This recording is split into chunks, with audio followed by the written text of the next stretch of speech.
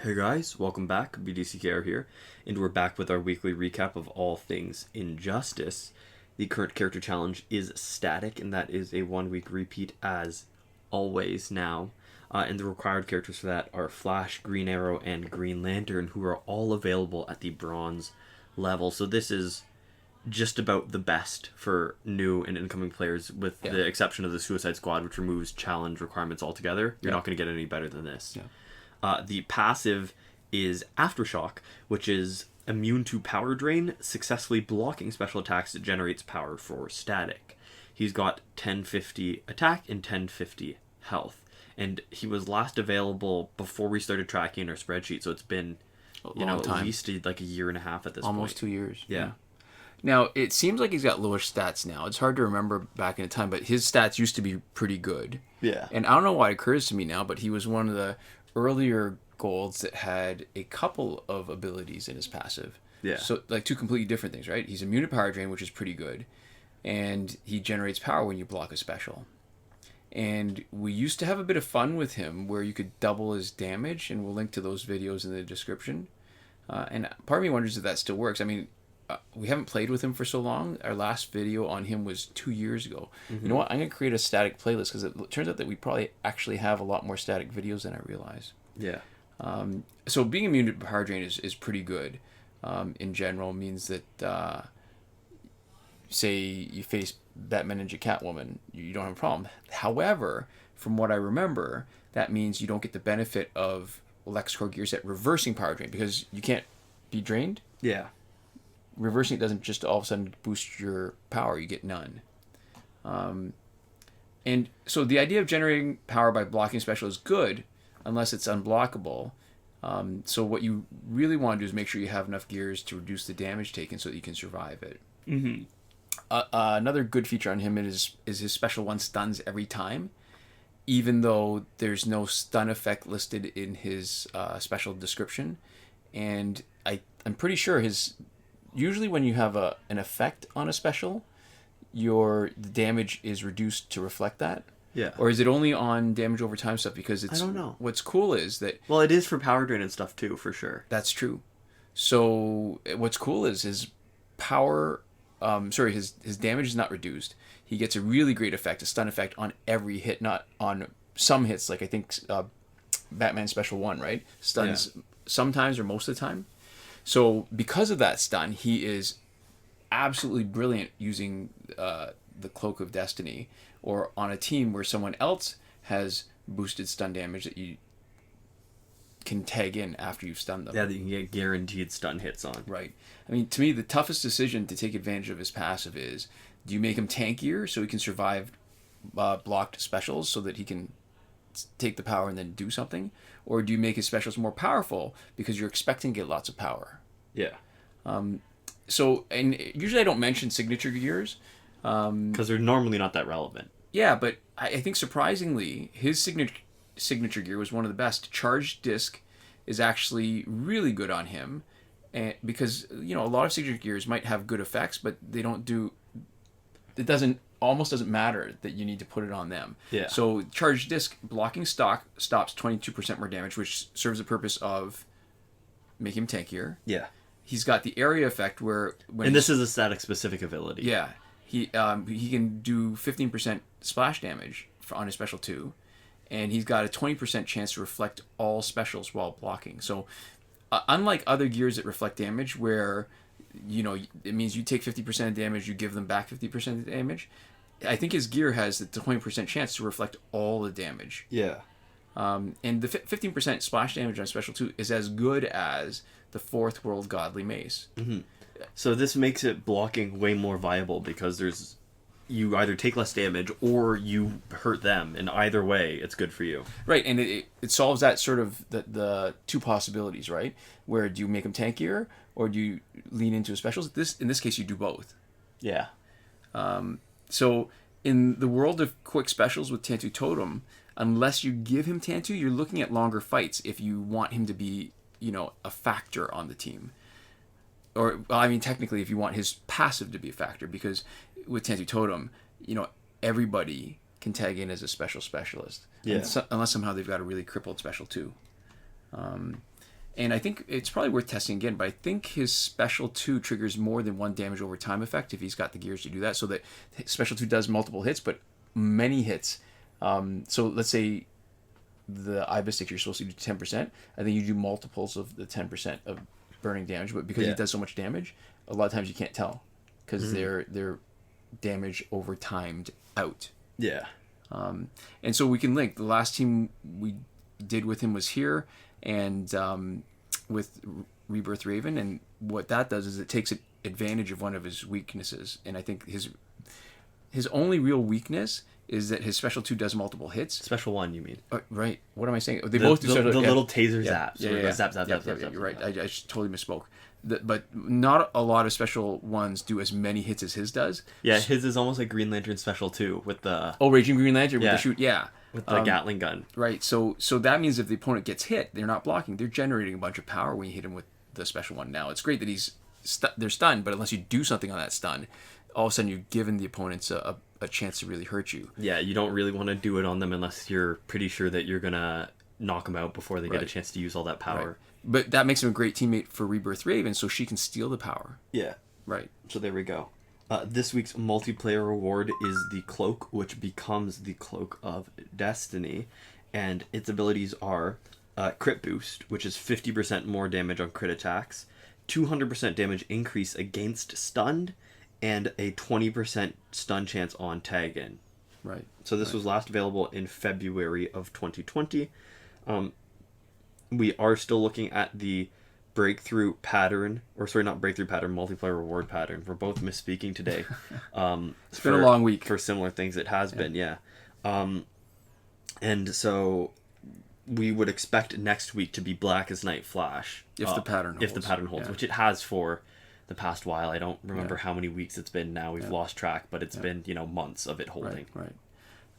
So for the Cloak is interesting. For the longest time, it was the only gear that offered boosted damage against stunned opponents.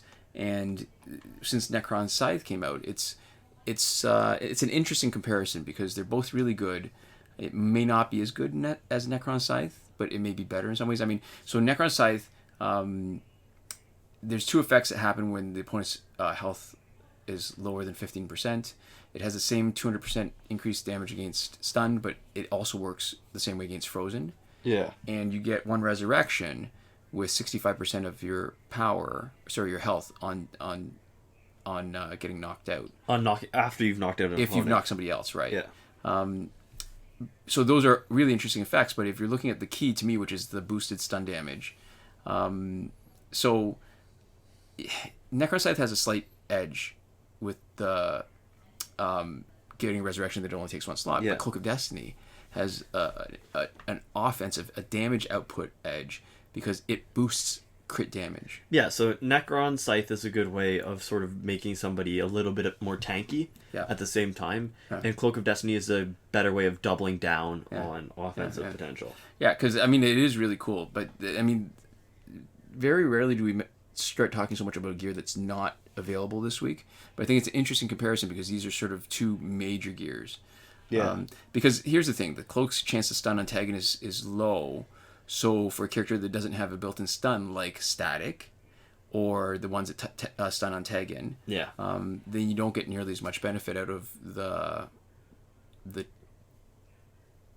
boosted stun damage. Yeah, the problem is it couldn't be much higher without being ridiculously powerful. Yeah. But as is, it's low enough that it's not really it doesn't happen enough to be useful or feel like a well-used ability slot. Yep. Absolute best use of Cloak of Destiny is on characters that have a built-in stun at the beginning or in the middle of a special. So all the Batgirls do that. They stun at the beginning of special 1.